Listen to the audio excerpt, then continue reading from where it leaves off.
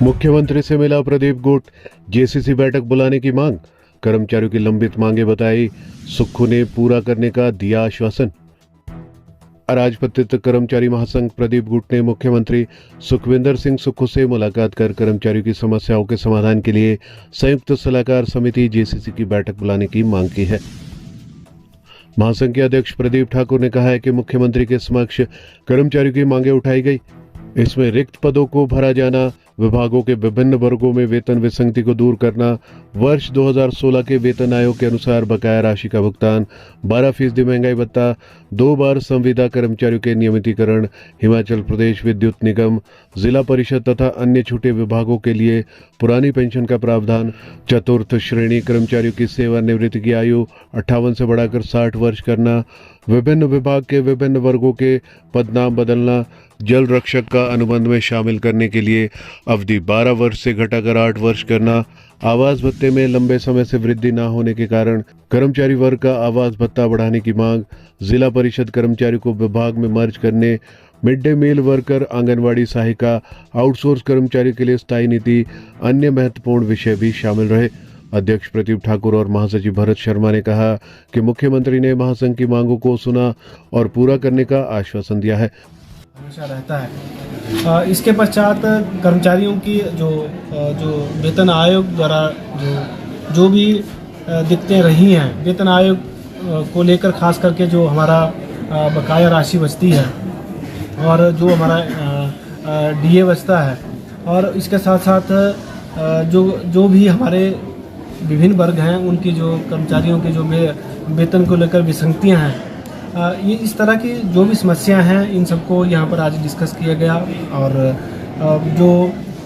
HRA बहुत समय से जो है कर्मचारियों को नहीं बढ़ाया गया,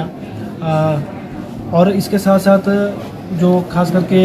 ऐसा वर्ग जिनकी आवाज़ जो है ज़्यादा नहीं उठाई जा सकती, वो संगठन के रूप में थोड़ा बहुत संगठित तो ज़रूर हैं, लेकिन बहुत ज़्यादा जो है वो इधर उधर नहीं जा सकते, क्योंकि वो 4-5 हज़ार के ऊपर जो है वो फिलहाल प्रदेश में गुजारा कर रहे हैं। जैसे अगर बात की जाए मल्टीटास्क वर्कर की, आंगनवाड़ी सहायिका या इस तरह के जो भी वर्ग आते हैं,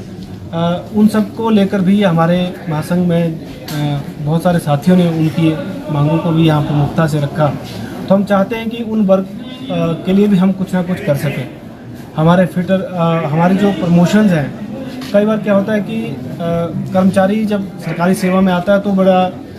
वो उसको ये हमेशा रहता है कि कुछ समय बाद जो है उसको कुछ ना कुछ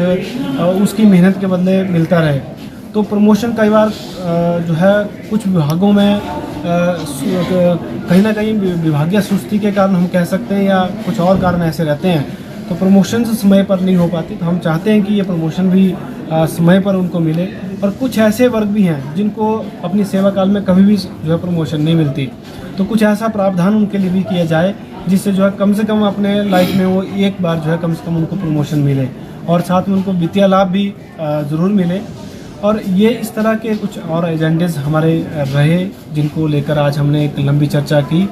और हमने माननीय मुख्यमंत्री महोदय से भी समय मांगा है। हमें उम्मीद है शाम के 5 बजे के आसपास हम उनसे भी मिलने जा रहे हैं। और एक जेसीसी की जो बैठक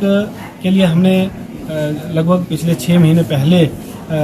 पत्र दिया था, लेकिन उसके बाद चुनाव आचार संहिता के कारण जो है उसमें आगे कुछ खास नहीं हो पाया। तो आज फिर से हम एक पत्र जो है जेसीसी के लिए देने जा रहे हैं, ताकि हिमाचल प्रदेश में संयुक्त सलाहकार समिति की जो बैठक पिछले 2-2.5 वर्षों से नहीं हुई है वो जल्द से जल्द हो, और ये जितनी भी हमारी मांगे हैं इन सब मांगों को हम एक पटल पर रख सकें, जिसमें माननीय मुख्यमंत्री महोदय, मुख्य सचिव महोदय, विभिन्न मंत्री मंडल के सदस्य और जो सचिव महोदय और बाकी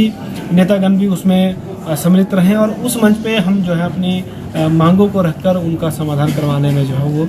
कामयाब हो सके। कर्मचारियों ठाकुर साहब, आपकी जेसीसी हो नहीं रही है, कई गुटों में महासंघ बटा हुआ, खासतौर पर 2 बड़े गुटों में बटा हुआ है। अगर आप ओपीएस दे दी, बाकी सारे मुद्दे हाशिए पे चले गए। कहा यह जा रहा है कि कर्मचारी बोल नहीं पा रहे हैं, ना डीए मिल पा रहा, ना एरियर मिल पा रहा है, और कर्मचारी पूरी तरह से खामोश है। ओपीएस मिल गई, बाकी सब गौण। देखिए,